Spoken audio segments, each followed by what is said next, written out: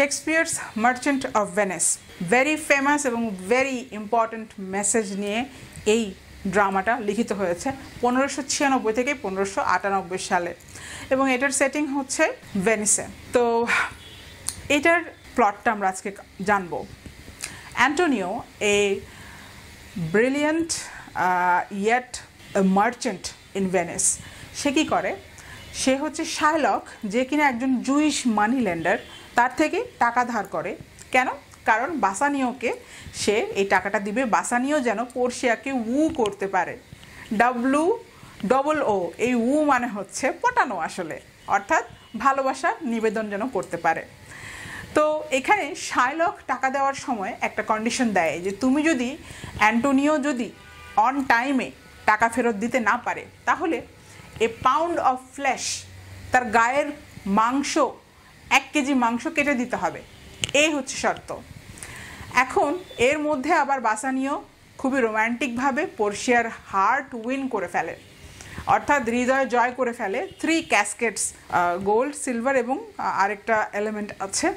তো এরকম 3টা ক্যাসকেটের একটা গেমের মাধ্যমে হচ্ছে বাসানিও পোর্শিয়াকে জিতে নেয়, অর্থাৎ বাসানিও এবং পোর্শিয়ার রোম্যান্টিক একটা রিলেশনশিপ কিন্তু হয়ে যায়। এখন একটা ব্রিলিয়েন্ট কোর্টরুম টুইস্ট এখানে আমরা দেখতে পাই, যেটা সব জায়গায় এক্সাম্পলারি একটা টুইস্ট হিসেবে পরিচিত। যে কোনো ক্রাইসিসে এই মার্চেন্ট অফ ভেনিসকে কিন্তু কোর্ট করা হয়। তো অ্যান্টোনিও যথারীতিভাবে ডিফল্ট করে, টাকা দিতে পারে না। এখন শার্লক তার পাউন্ড অফ ফ্লেশ চায়। তো এখন পোর্শিয়া মেল লয়ার সেজে কোর্টরুমে চলে যায়, অর্থাৎ একজন পুরুষ লয়ার সে সাজে পোর্শিয়া, বাঁচানোর জন্য। কাকে? অ্যান্টোনিওকে, কারণ অ্যান্টোনিও কিন্তু বাসানিওর জন্যই লোনটা নিয়েছিল।